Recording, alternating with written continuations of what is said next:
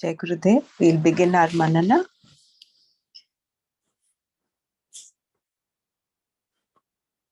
Om Sahana Vavatu Sahanau Bhunaktu Sahaviryankaravavahai Tejasvinavadhitamastu ma vidvishavahai. Om Shanti Shanti Shanti. Narayanam Namaskritya Naram Chaiva Narottamam Devim Saraswatim Chaiva Tato Jayamudirayet.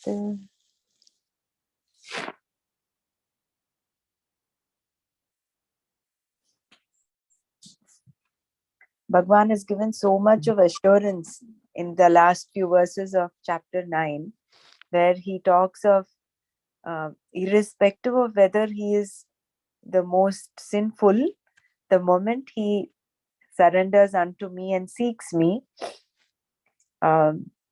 he will not be destroyed.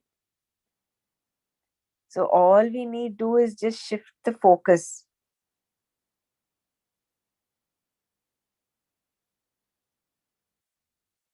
Just becoming a mumukshu itself is assurance on this path, which is why Gurudev keeps telling. He says, when you are on this path, your enlightenment is assured.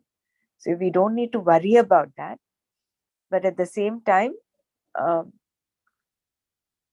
that surrender is so important. It's not like you just read and then that's it.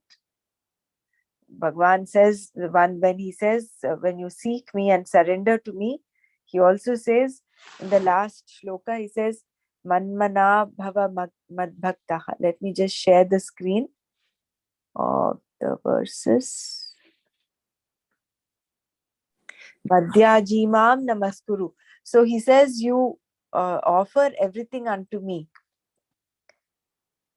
Yeah, my one whose mind is committed to me, one who's devoted to me, whose rituals are offered to me, may you become me, may you surrender to me. Having oneself prepared in this way. So getting onto the path is one, but preparing is all the effort, the self-effort that we do. Being one for whom I am the ultimate end. You will reach me alone. So much of reassurance that Bhagwan is giving us. Yeah. We can share and then we'll go on to chapter 2. Brahmaraji, Pratipadartha for the shlokas covered by Nanaji today. We do that? Yeah. Then I think Nana covered quick question over here. Yeah. When he was talking about Valmiki's story, and when Narada asked him, go and check with your family whether they can share the karma. So does that mean someone can share your karma? Is there a possibility? And when they said no, I mean, I don't know how to put it, but is there a possibility someone shares your karma?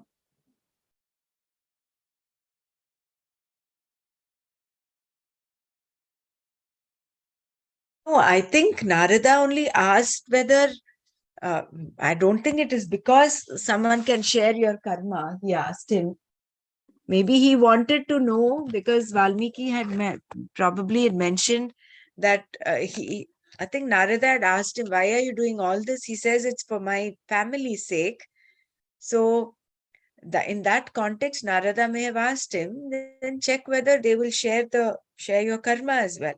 It was more for to make Valmiki realize, I think. It was not that someone can share your karma, no?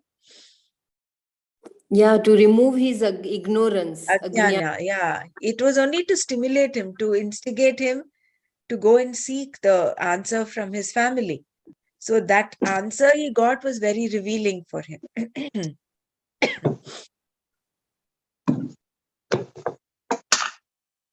And the Okay. very fact that we are in that family, we are sharing karma, isn't it?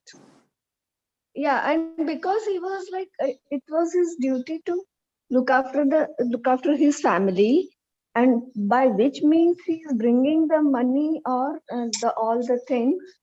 Wife said, that is your lookout.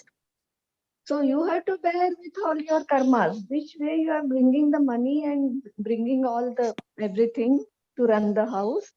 It's your lookout. Then Valmiki Valyar means understands that what is that he is incurring and where he is leading himself. But And then he, indirectly, are they not?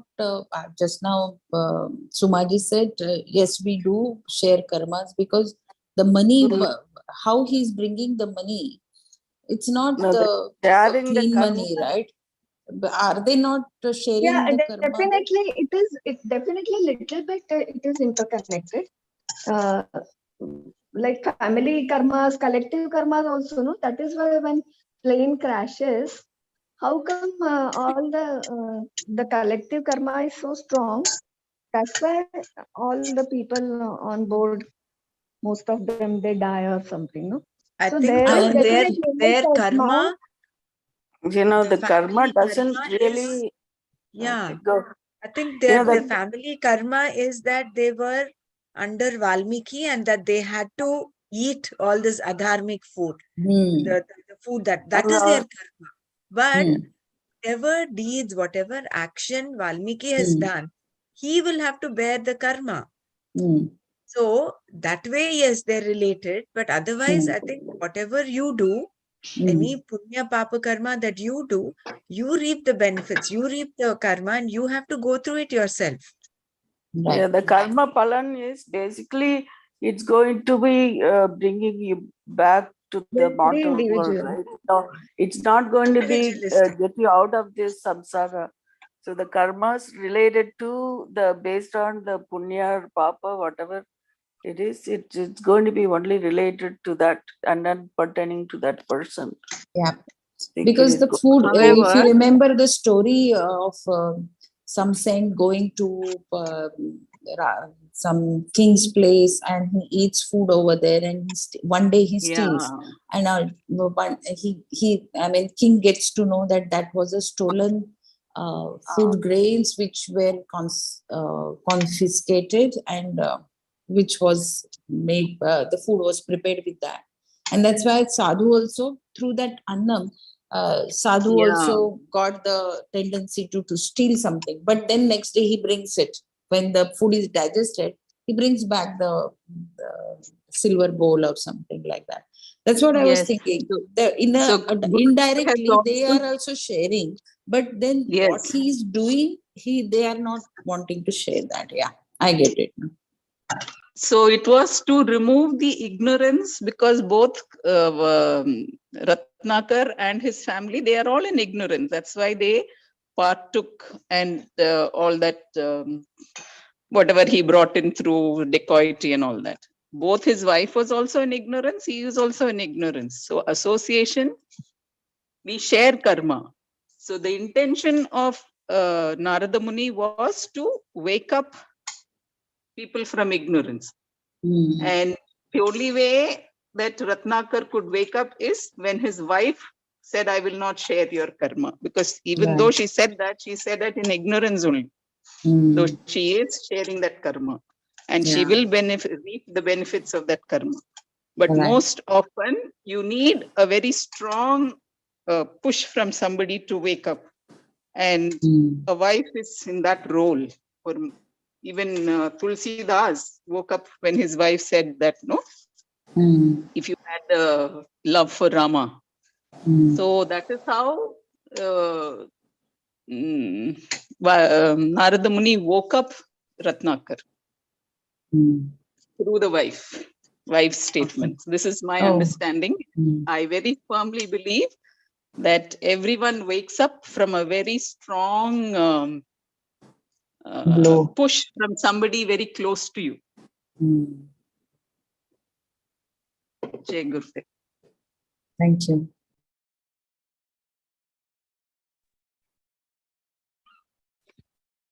Api chet suduracharaha bhajate mam ananya bhag sadhureva samantavyaha samyak vyavasito hi saha.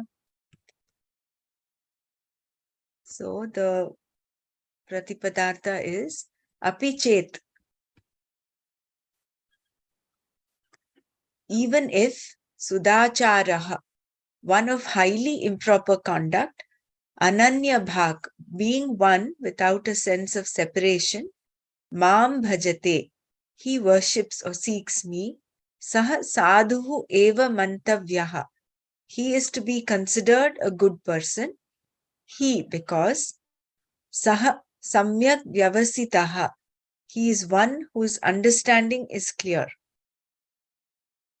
Even if someone of highly improper conduct seeks me without a sense of separation, he is to be considered a good person because he is one whose understanding is clear.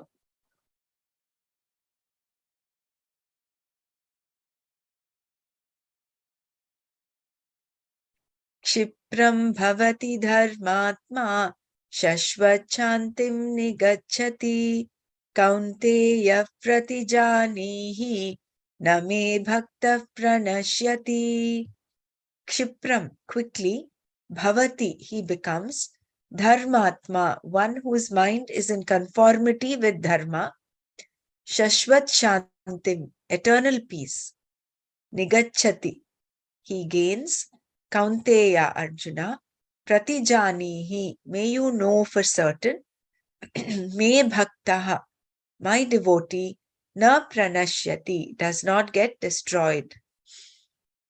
Quickly he becomes one whose mind is in conformity with dharma and gains eternal peace. May you know for certain, Arjuna, my devotee never gets destroyed. This is what even Gurudev says. He says, the moment anybody does the Sudarshan Kriya, he is my responsibility. I will take care of him. No matter whether they might seem like they're straying away transiently, they ultimately his responsibility. This I can totally agree with.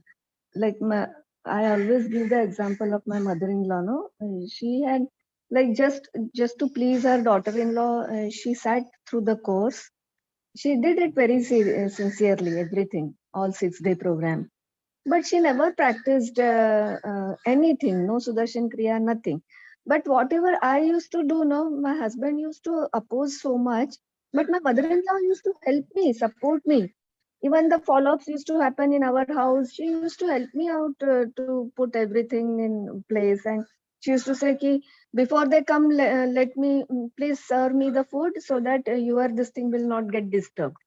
And all by all ways and means, she used to support me in my seva sadhana satsang. And see, so long she suffered from Alzheimer's that during that period, whatever I used to instruct her, nothing she could do or follow, वो होता ही नहीं था उससे कुछ भी यानी राम बोलना ओम बोलना या any action or any words related to God, she couldn't do anything.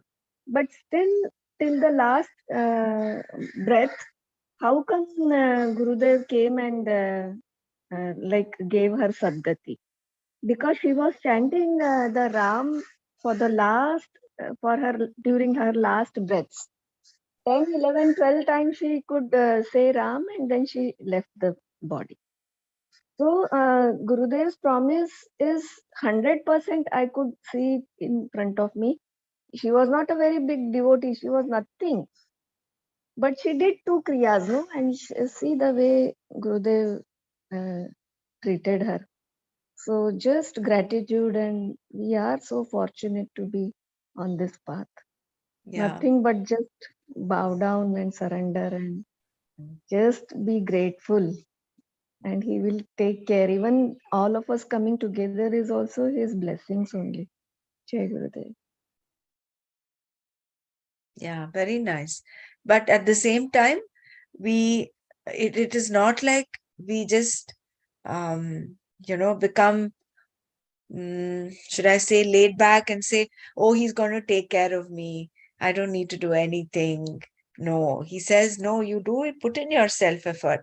If there's that shloka which says, I think I can't remember which one, was it chapter 7 or 8, where he talks of when the person, prayana kalecha, at the time of death, if the person thinks of me or remembers me, he will attain me. It is not someone who just does that at the time of death, but a person who has actually prepared his whole life for this. Like your mother-in-law, of course, I'm not citing that. What I'm citing is someone who just thinks, who might take these shlokas and say, just thinking of him or just keeping him in my prayers is sufficient. May not be. You'll have to do that. Your part as a karma yogi, purify your mind and get your mind to that state where very effortlessly you're able to remember him and keep him in your mind. So yeah, when I read that that Bhashya and that one, actually it says you gain the knowledge. I mean, it's not, I mean, who's stable in their mind also gain the knowledge.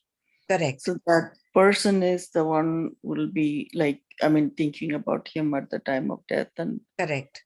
moksha. Yeah. As you said, yeah, that's very right. I mean, I actually got that question, so I went back and reviewed that paragraph to see what exactly Dayananda But saying. I think there is a difference between Sadgati and Moksha. What do you say, Brahmaraji? Yeah. Sadgati See, means that is there. you will be- See, he says, no, people who are seekers, my sadhaks, will never get destroyed in the sense they are born in a Shuchinam Shrimatam Gehe, Yoga Brashto Bijayate. So that is there. They're up in their upward ascent, sorry, not descent. They will not fall down. They will always be taken upwards. That's the path of moksha, because if they pass away without attaining moksha, then they're born in certain in houses that are conducive for their growth. So that way they don't get destroyed. They're always protected. Yeah, I mean, when we talked about this, we are having in our mind, we are talking about moksha. That's where I Correct. mentioned that to you. But there are so many different way of attaining the Bhagavan is by, devoting, by bhakti and jnana and other things, and then the rituals that you do that gets you to the heaven. But then it's only there until your punya is all exhausted, and then they come back to the mortal world. Yeah, so that's where it is. I mean, there are different ways of looking at different issues. Who even I all the Vedas, think they only do the ritual, they only do the punya. I mean, gain the punya, but then still they may not get the moksha. They don't get the freedom. So that's where yes, we are talking about. Yeah. most important. So Sadgati means you will be upgraded. Means you will not drown. You will not go Yeah. down. Yeah. So when I am saying my mother-in-law, because she has never had any aims for moksha, or she didn't walk on that path as such. She was a very noble soul, but not on the path of liberation or something. But definitely, whatever she has done, she attended and she came in touch with Gurudev. With his blessings, she will not drown. She will definitely be upgraded in every level. And Correct. again, she will be That is given for certain. lot of opportunities to walk on the path in the next life, or so many favorable things. But then again, the jiva has to put their own purusharth to move upwards. Even if, see, now real brothers, sisters, all of us, we are in the same family, we are treated with same sanskars and everything. But one wants to move on this path and the other one is just engrossed The with the main total thing is, sensual pleasure. for our own understanding, it's not about your mother-in-law or anything, just for my sake of, understanding whether you remember the name of the god, that at the end of the death, at the time of the death, whether we're going to attain this thing, that was a misconception. That's what I am trying to say. Like, I went back and reviewed it. Then if you need to attain moksha, you have to gain the knowledge, that ignorance has to be cleared, and then only you can move forward with that. That's what Yes. I'm. Correct. Yes, yes, That is Yeah. true. correct.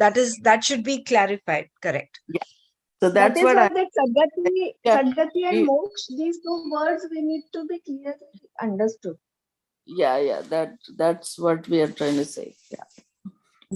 Sorry, Yes. again, I'm raising this issue. So, see, I have seen many people who are walking the dharma path, but they don't believe in these things, like following any guru, or they feel this is the life, and they live very good life. They might be very helpful. They might do all the good work, but they don't believe in this rebirth and all. What about them? I mean, they would never go and read a Bhagavad Gita, but all their deeds are according to dharma. What happens to such people? And there could be They a go lot in of them, right? Swargaloka, they go in Swargaloka, and whatever good deeds they have done, they experience that. And then according to their own karmas of previous lives, certain prarabdha karma they take up and they take again birth. See, they And are that only punya papa dharmarthis. account is See, continued, no? correct. Of the four purusharthas, dharma, artha, kama, moksha, they are dharmics, yes, but then they are not jnanis. So they would not attain moksha in that sense.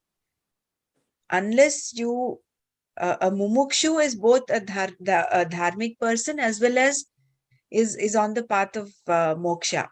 Whereas a person who's solely a dharmic person does not have knowledge, no?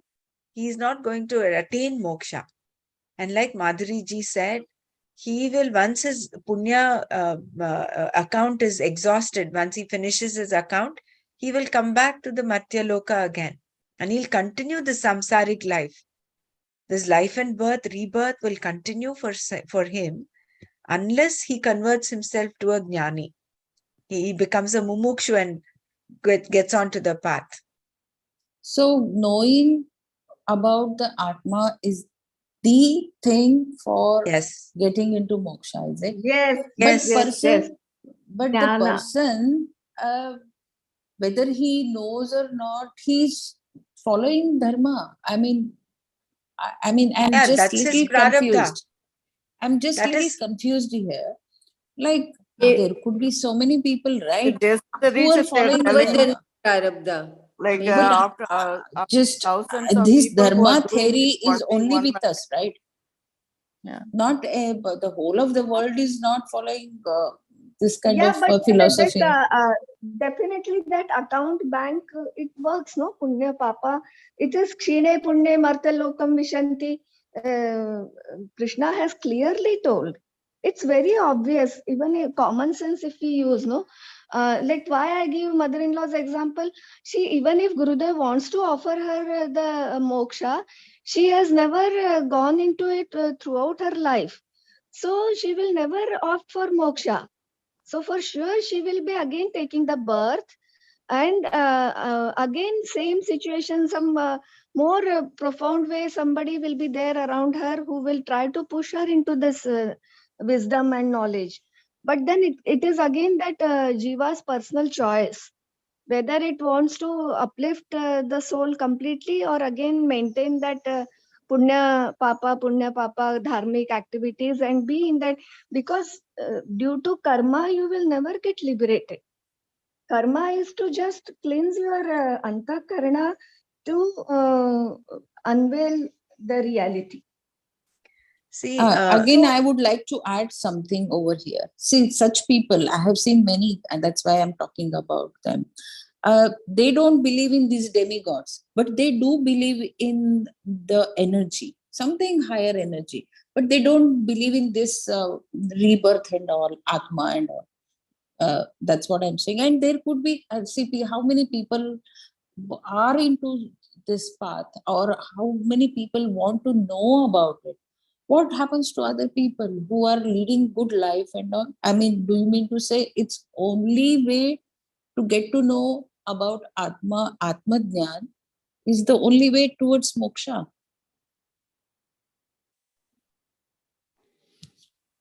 I mean, different religion may speak in different ways, so we cannot, I mean, you can Because research none of that. the religions speak about Atma, rebirth. None of those. Mm, It's only us we believe, right? No, it's not like that. No. I mean, they may not believe in it, but then the liberation, like, in Buddhist, they call nirvana or whatever. So, I mean, they may not believe in reincarnation, but then there are things like that.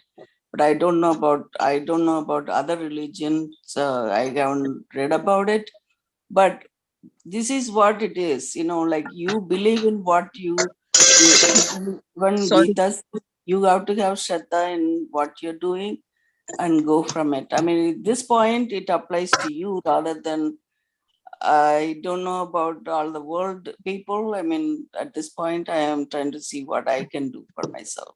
That's what I think. Exactly. You can control only your mind and your life. So worrying about how others get moksha in any path is of no use, and it's True, a waste Swami. of time.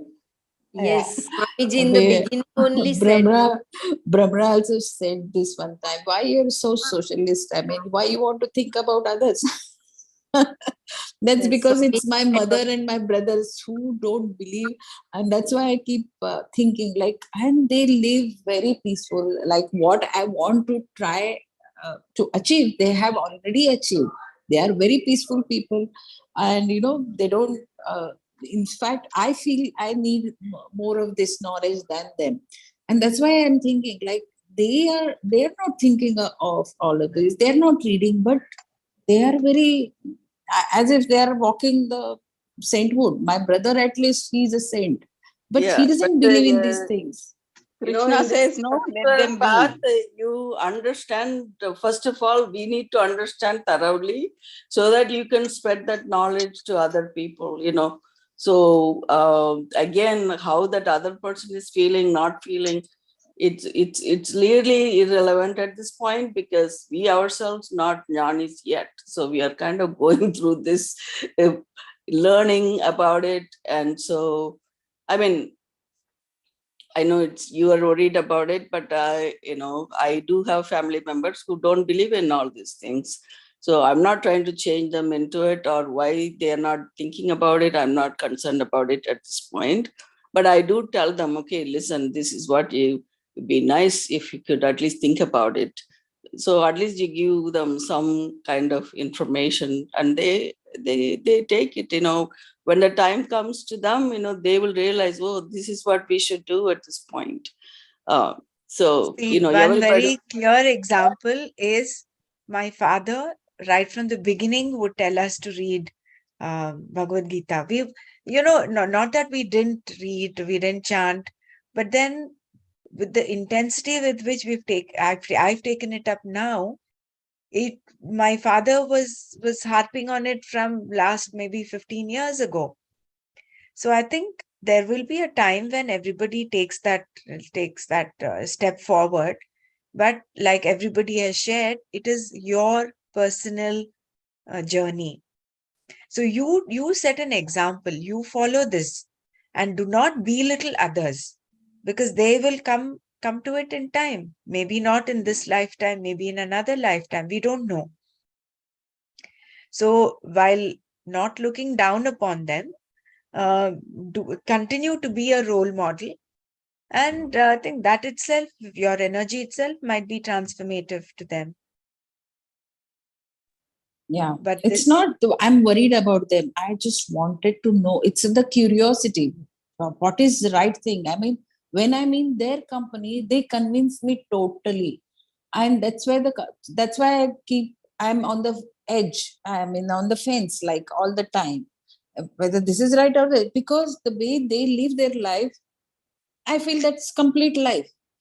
And that's why I feel it's not that I'm worried about them and I'm convinced totally about this path also. I'm confused.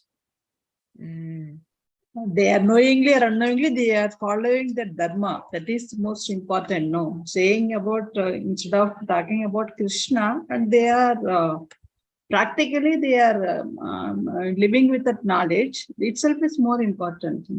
Itself is more than enough. See, I if I feel. had known completely, yes, I would have convinced them. I have myself not able to convince myself. That's the problem. My question no, was I whether think, you to. know what, if you revisit the first few in the Gita introduction, where Swamiji very clearly talks of how dharma alone is not the way to moksha, how being a mumukshu is important, that will give you some clarity. Okay. Because just leading a principled life is good, is much better than just being a base artharthi or a person going after his karma. But at the same time, it is not sufficient. That is why we have those four purusharthas: dharma, artha, kama, and moksha. And once you're a mumukshu, automatically you become a dharmic person. You know that if when you're not sure about things, then we have to ask ourselves, so what are we seeking? You're seeking this pressures in the world, security pressure, like what you said, like the prasartha. So you have to ask that question to ourselves to say what we are seeking, and then if you get an answer, then it makes you feel good about it, and you can pursue that path. I know if you're not convinced by other people, but in our own mind, we need to know what we are really seeking, by doing this. Like even Nana has said several times, like whenever we ask about which god to, which karma we should do, or what we do, like what are you doing, what you want to, what you are seeking this god, or when you praying this deity, what you're seeking. So that is where, we have to narrow it down, question ourselves why we are feeling that way, then we get some answers, then go from there. That's my, feel that why the seeking is that question, that question always comes, why, what, Someone how. shared about her mother-in-law story. It is more interesting. Normally, Guruji says, whatever you do in your day-to-day life, that only mind will remember at the end, because mind will not be in your control. So, in the beginning itself, if you chant Ram, at the end of your life, unconsciously, you will chant Ram at the last breath. But that is, for me, it's more interesting how she could remember in her last breath the Ram word, and she was chanting in her last. This is She didn't interesting. remember. Her memory chip was completely this thing going haywire. That's why she became That's what. That is so. Alzheimer's. It's so interesting. And I tried my level best for 8-10 years that somehow she should chant and some small things I used to make her do. Nothing she could. Nothing. And this last moment thing, that is the miracle, no? That's really That only amazing. the Guru, Sadguru, Brahmagyani Sadguru can only, that's what we say, no? That Gurudev promises that if you do 2 Sudarshan Kriyas with me, it's my responsibility for your upliftment. This sentence, all of us, we were heard, but how to trust it? This is the example which I am sharing with you. That my mother-in-law was not a devotee to Sri Sri. She did just 2 Kriyas to please her daughter-in-law, that is me. She attended the program and she never practiced it. But she used to support my sadhana seva satsang.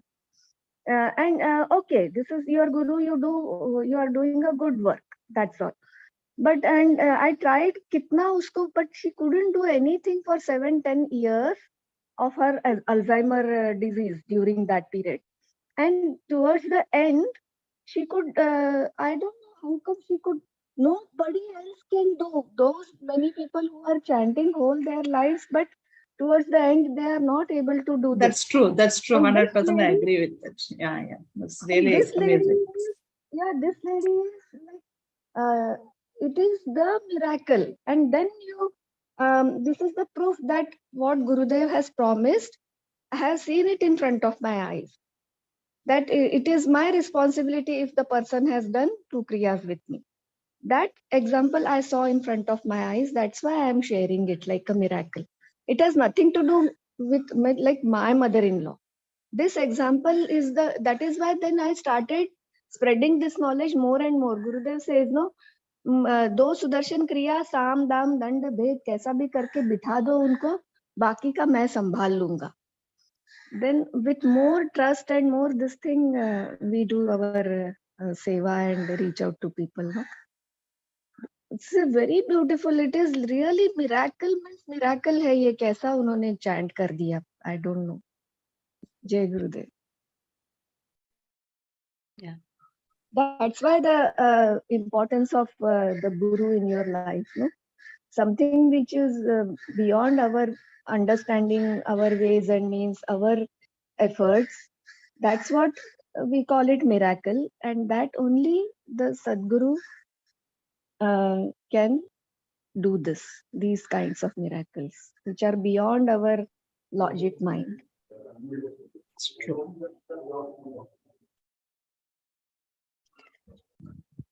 We'll continue. Mam hi parthavyapashritya yepi syuv papayonayaha striyo vaishyastatha shudraha tepi yanti parangatim. He indeed, Partha Arjuna, ye api syuhu, even those who are papayonayaha, born in families given to improper conduct, tatha, so too, striyaha, women, vaishyaha, vaishyas, shudraha, shudras, they also, mam vyapashritya, taking refuge in me, yanti, gain, param gatim, the ultimate end. Indeed, Arjuna, even those who are born in families given to improper conduct, and so too women, Vaishyas and Sudras, taking refuge in me, they also gain the ultimate end.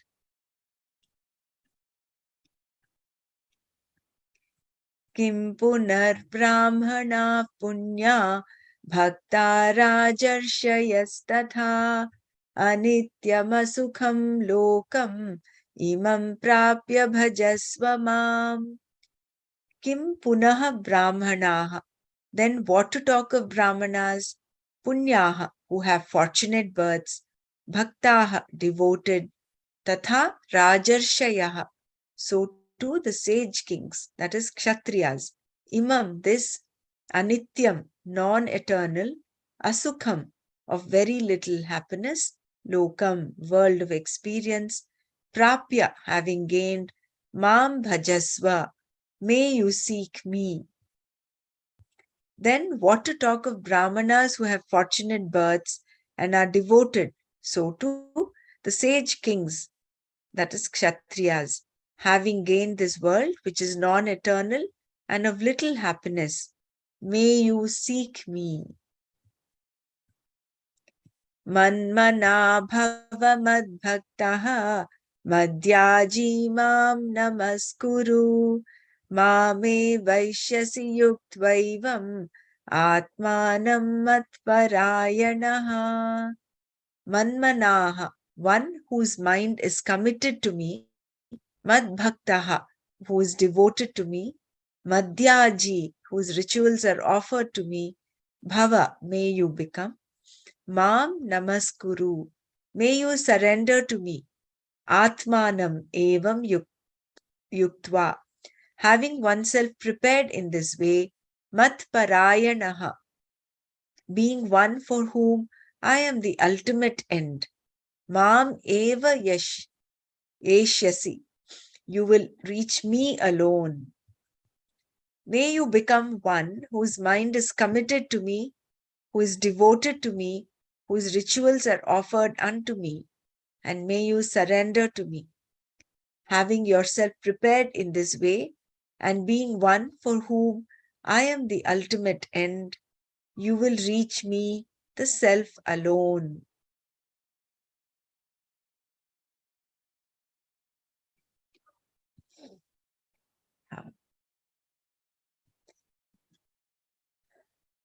So,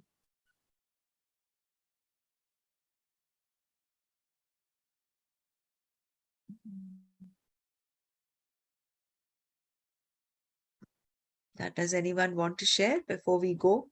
I know we've already reached 6:15 here. Shall we touch upon chapter 2, please, one shloka before we wind up Manana? It must be a little late for you, Dr. Mara. It must be what, 10:15? Yeah, yeah. But you go ahead with, we'll finish at the 62, right? Yeah, should we start- go with 62? I will just, Yeah. one second. We shared that. Mhm.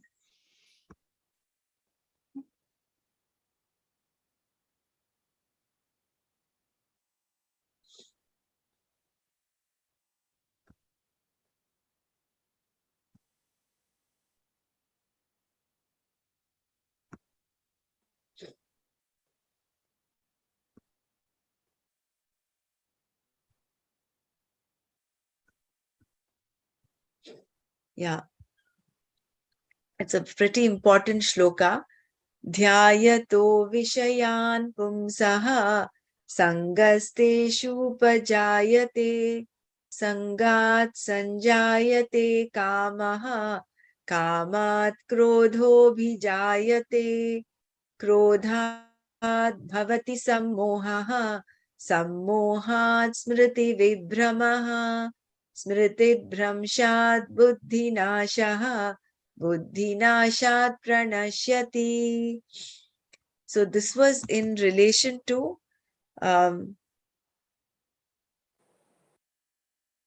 Shankara introduces the next two verses by saying that Krishna points out exactly how a person gets into trouble when he or she is completely taken over by the senses, meaning the rasas. This analysis applies to everyone, Vivekis and Avivekis alike. There is a common psychology here, the psychology of a desire. How a desire originates, how the pursuit of it begins, how it destroys one's objectivity, and so on. All of which is set out in these two very important verses that follow. So, Vishayan, objects, Dhyayataha, for the one who dwells upon, Pumsaha, for the person, Sangaha, attachment, Teshu, with reference to them, Upajayate, is born. Sangat, from attachment, Sanjayate, is born. Kamaha, desire. Kamat, from desire. Krodhaha, anger. Abhijayate, is born. Krodhat, from anger. Bhavati, comes. Sammohaha, delusion. Sammohat, from delusion. Smriti vibhramaha, loss of memory. Smriti bhramshat, from loss of memory. Buddhi nashaha, ruin of the mind. Second.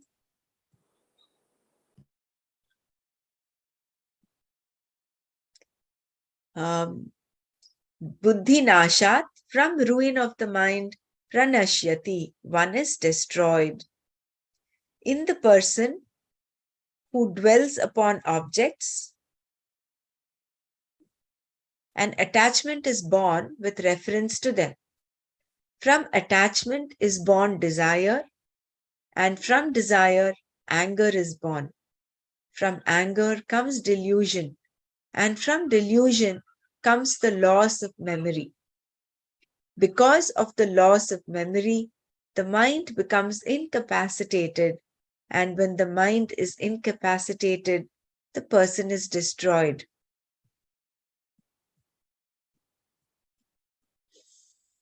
Every desired object has its own peculiarities, its enticing qualities, and desirable attributes. The object is not desired for itself. It is desired because it is seen as desirable. The person being discussed in these two verses meditates on the peculiarities and desirability of various objects instead of meditating on the inner self, pratyagatma. One who dwells on a particular object and its merits develops a certain longing, a certain love or affection for the object. The word object here refers to anything that you think of, and therefore includes people as well. First, you come into contact with an object or a person, and then when the encounter is over, it is over. Unless, of course, the object or person keeps coming back into your head. There is no reason as to why certain objects come back into your head. They just do. And when they do, you dwell upon them. An object that comes back into your head and goes away again is not a problem. Any experience leaves a certain memory, smriti, and because of the impact of the experience, the whole scene may be played back in your mind. This in itself is not the problem. What happens, however, is that you begin to like the object and begin to dwell upon its desirability. Even at this stage, there is no real problem. Dwelling upon the object is what is meant by meditation here. Meditation meaning constantly thinking about something. It may be something about a person that you keep dwelling upon. The person's dress, jewelry, voice, speech, mannerisms, decorum, thinking, hair, nose, eyes, or height, all of which represent the countless varieties of objects upon which you can meditate. Meditation is the flow of thoughts about an object and anything connected to it. Sajatiya vritti pravaha. So, shall I continue? Yeah, that we Yeah, can. I think I will continue because this is a good flow. The Yeah, meditation of attachment. Krishna was not talking about the person who meditates on the Satchit Ananda Atma, even though the person he was discussing may be smiling while meditating. The smile is only because of the memory of some compliment or other. It is a smile of elation, and this elation is what is meant by attachment, sangha. There is a certain love, a certain affection that is developed for another person or an object, a sense of being pleased with the object. Otherwise, there would be no attachment. Once a smile comes at the thought of the object, it means that attachment has already been established. You cannot discover affection for anything without first dwelling upon it. A person may develop affection for a cat merely by continuing to think about it and caring for it. An attachment can also develop so that without the cat, the person finds that life is empty. If life is full only when it is full of cats and dogs, definitely we will find life full of cats and dogs. The kind of attachment can occur towards any object, a carpet, furniture, anything. Is it any wonder then that there is affection and then attachment towards a person who talks back nicely in a sweet voice that utters pleasing words? If affection for and attachment to a mewing cat can be developed. Of course, a talking, smiling, thinking person is capable of evoking an even better response. Affection itself is no problem. The problem is this: whatever you like, you almost always want to possess. This is why Krishna said that desire is born from attachment, that attachment is the cause of desire. And because there are different types of objects, there are different types of desires. The desire to possess, the desire to own, the desire to experience.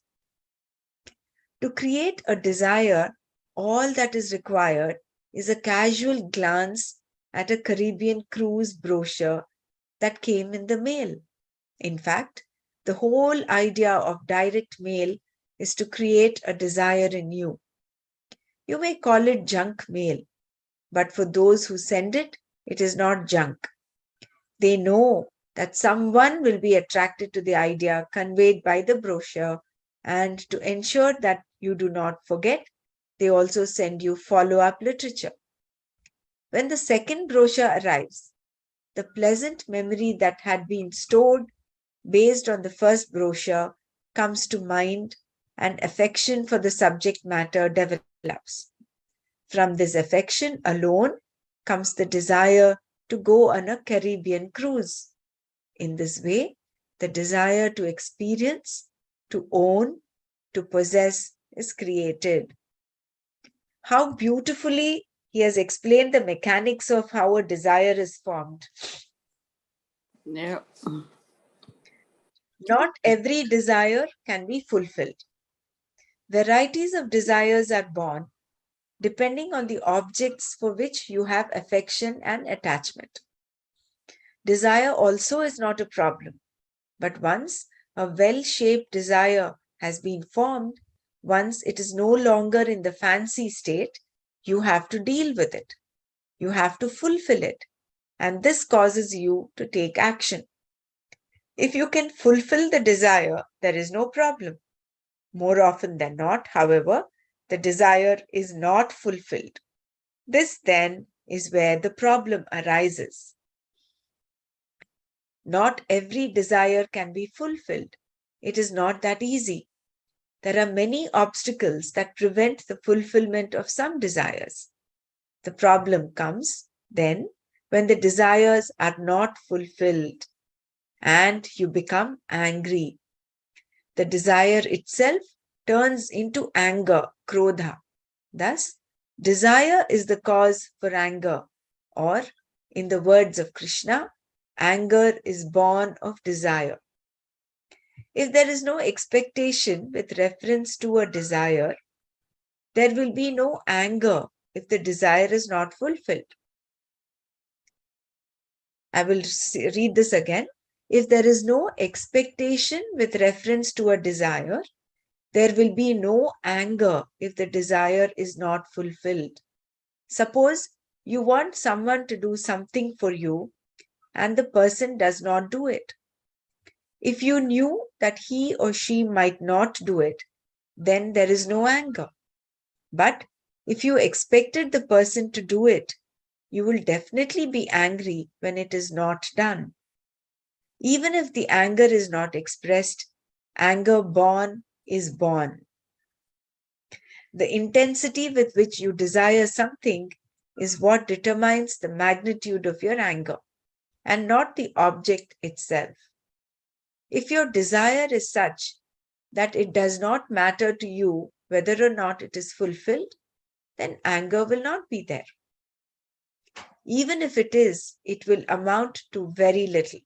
Whereas, if the intensity of the desire is great, the anger that comes from the desire not being fulfilled is not going to be easily managed either by you or by the person who happens to be between you and what you want. If the other person is an obstruction to what you want, then your desire will turn into anger towards that person. If you expect the person to behave in a certain way and he or she does not behave in that manner, then the person will definitely be the target of your anger. And if that person's behavior is not according to your expectations because of another person, then your anger gets directed towards the other person. And sometimes your anger against the second may be more than towards the first.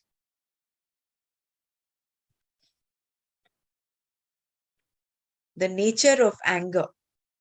Should I stop here? Maybe we'll continue this tomorrow. Finish the chapter 1, Doctor. It's so interesting for me. Huh? It's so interesting. You can finish at least the chapter 1. You can go with the. Yeah, can this continue is chapter 2 actually tomorrow. chapter 2, right? This is chapter 2. Oh, okay. If everybody here is okay with me continuing another maybe 5 minutes till we finish, these 2 verses are quite good. Go The ahead, nature, Doctor. Go ahead. yeah, the nature of anger. Anger is always towards the obstruction to the fulfillment of your desire. If between you and the object that you desire, there is an obstruction, that obstruction is the target of your anger. The desire itself is deflected against this obstruction, and this deflected ray of desire is what is called anger. In this way, this anger is like the vinegar that may result when you try to make wine. Both the wine and the vinegar have as their essence the grapes alone. But the wine turns into vinegar? How? It too has its own story. The point here is not to avoid anger by avoiding desire. Rather, you have to remove the sting from your desires, for which a proper attitude is very important. That everything should happen as I want it to is not a realistic expectation. And such an expectation is due to raga dvesha alone. The raga dveshas, your likes and dislikes, have to be neutralized if you would like to be free of anger. Nor is it a matter of controlling anger. What does controlling anger really mean? The anger is inside and you are simmering until suddenly one day it erupts like a volcano. Once anger is there, what happens is only too well known.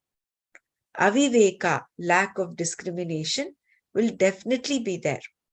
In anger, you are not going to take the time to consider whether a certain action is proper or improper. You are not going to spend time considering, should I kick him or should I punch him? Whatever comes first is what happens. Once anger is there, things just take place. What you do or say takes place of its own accord and depends entirely upon the past, your upbringing, and so on. There is no question of control here.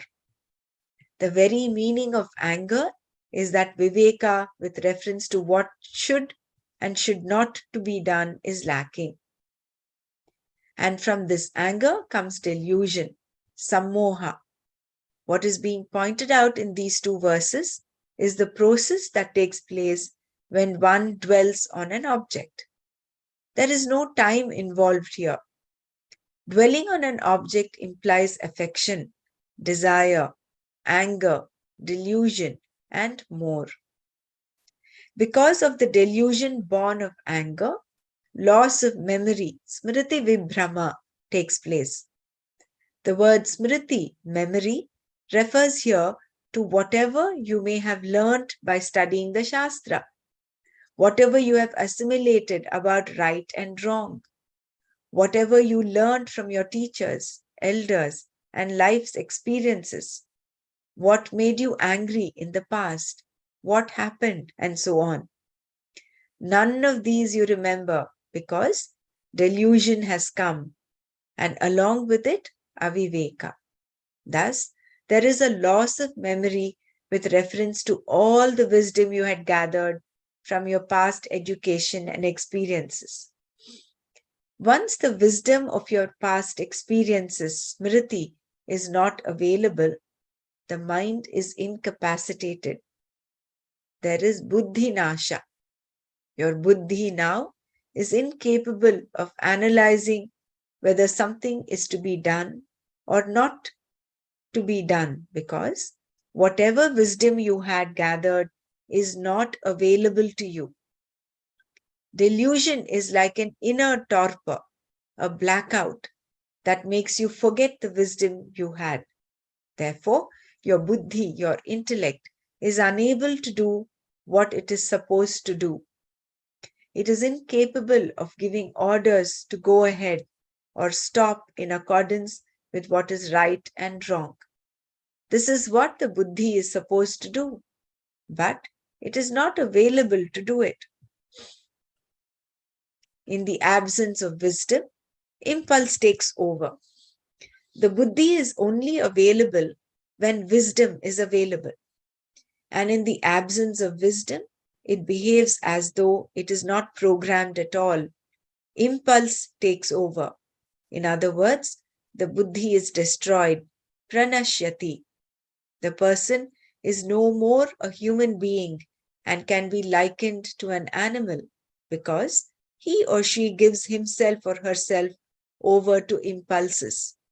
The impulses take over and determine exactly what the person is going to do. It may be biting, kicking, screaming, hitting someone, or even committing suicide. When a person is controlled by impulse, anything can happen, and whatever happens, just happens. Until anger comes, the person can be careful. But once anger is there, all caution is gone. The verbs used in these two verses are very revealing in this regard. From attachment, desire is born, and from desire, anger is born. At this point, however, the verb changes from is born to takes place. From anger, delusion takes place, and from delusion, the incapacity of the mind takes place. This shows how the person has no more any control over the situation. Once anger is born, delusion, loss of wisdom, and the destruction of the person just take place. Control is possible only before anger. Afterwards, what happens is history. Given that meditating on desirable objects creates problems for you, the message of the Gita is clear. Instead of meditating upon objects, meditate upon the self. Instead of meditating upon your own problems and inhibitions, meditate upon the Pratyagatma, the inner self, because if you do not, you will naturally meditate upon the objects, which is the cause of all of your problems. How so profound. You can do nice flow diagram of It how the is. object creates the attachment to desire to anger to delusion to loss of wisdom Memory, and total memory, loss of loss of wisdom, wisdom. total destruction of the person. I mean, can you believe that? Oh my God. I mean, we have seen that time and again in all situations this happens. That it is so nicely given in these two slokas. Can you read the sloka again so that we Yeah. can It's latch? such Yeah, a profound psychology, and our kids, they go and study outside to study this psychology. I keep telling my daughter, who is a PhD in psychology, at least once you should read Bhagavad Gita. ध्यायतो विषयान् पुंसः सङ्गस्तेषूपजायते सङ्गात् सञ्जायते कामः कामात् क्रोधोऽभिजायते क्रोधाद् भवति सम्मोहः सम्मोहात् स्मृतिविभ्रमः स्मृतिभ्रंशात् बुद्धिनाशः बुद्धिनाशात् प्रणश्यति. So very beautiful. Swamiji very nicely pointed out that is born is only up until anger. Sangat, see, dhyayato vishayan pusaha sangasteshupajayate. So from attention or affection, attachment is born. And from sangat sanjayate kamaha. And from attachment, desire is born.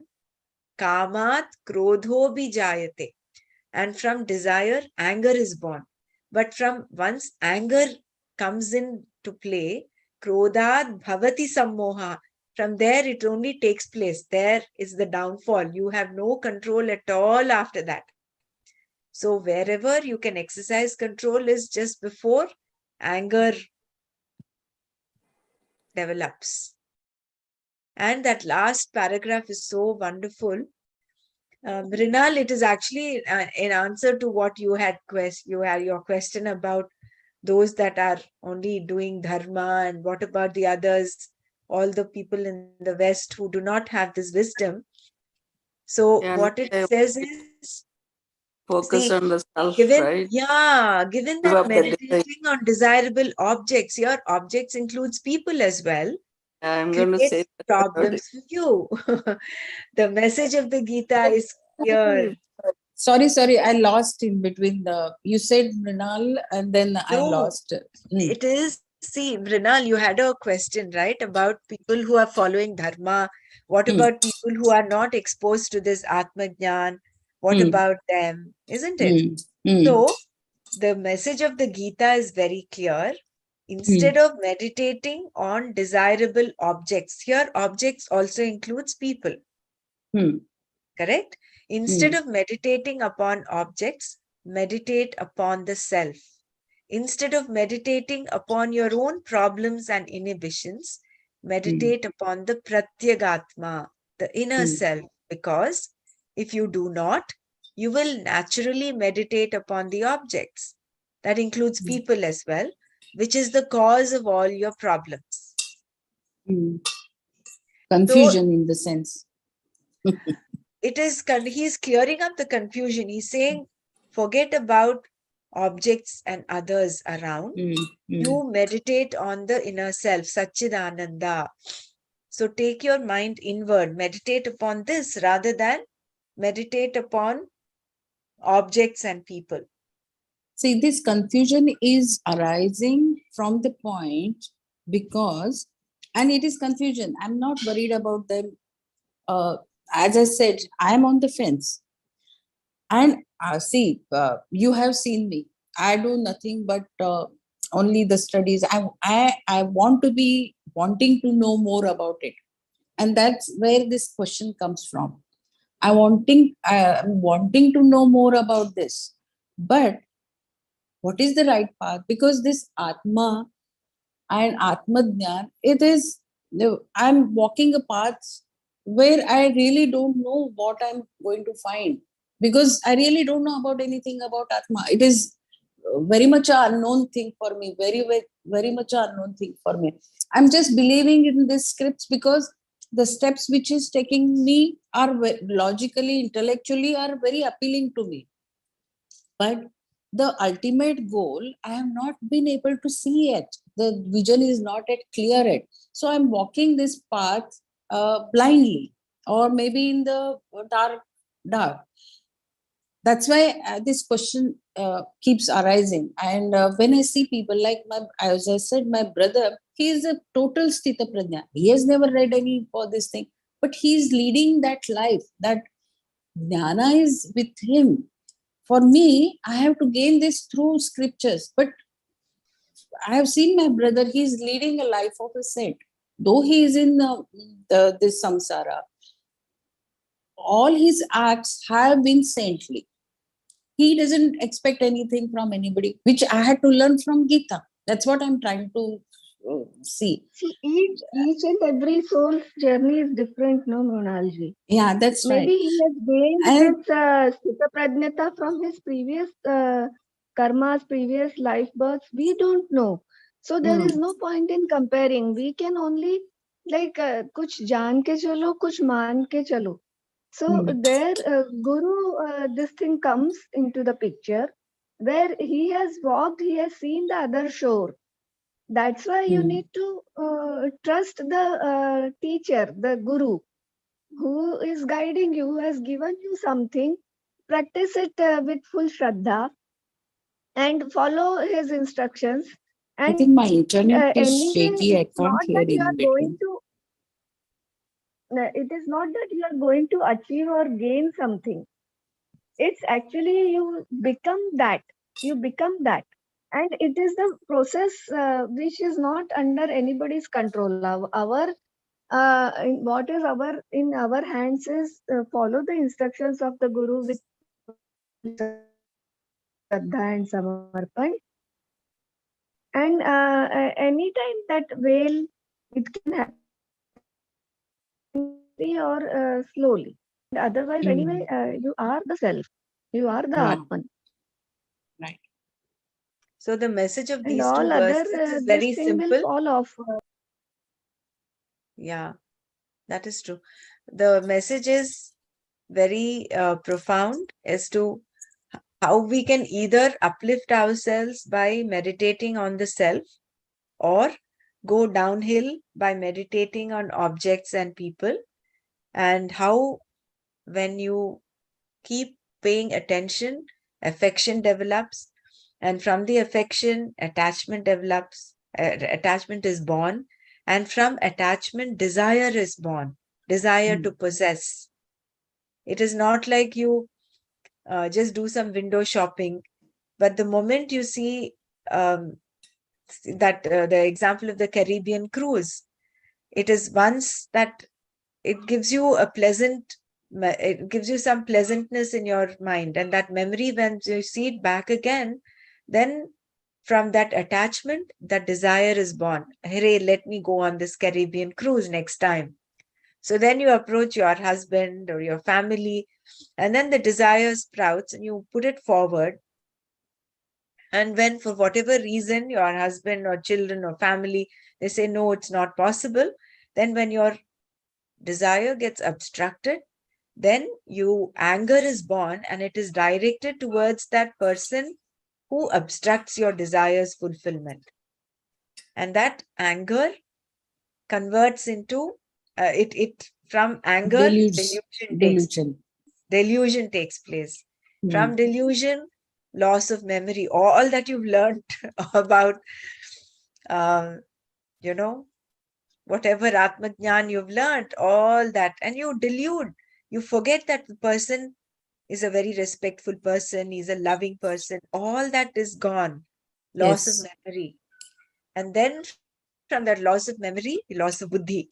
The buddhi is the one which makes you act, do right and wrong, gives you that direction between right and wrong. So the buddhi pranashyati and buddhi nashat pranashyati, the person gets destroyed.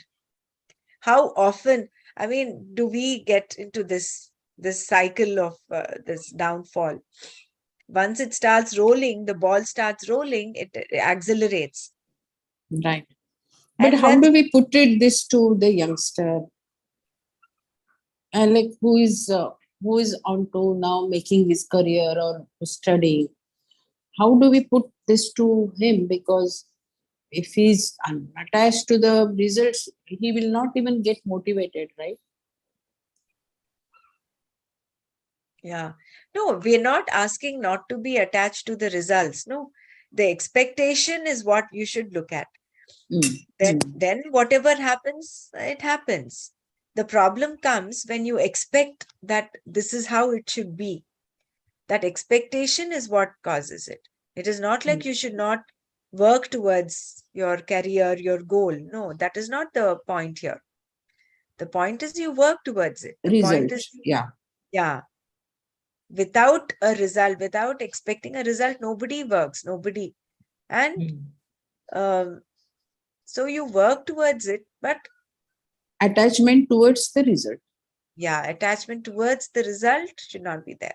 Of course, that is the Karmani I would Vadika, think that is Shloka 47. But these two shlokas are specifically talking about the psychology of how attachment to and desires to an external object or person creates your downfall.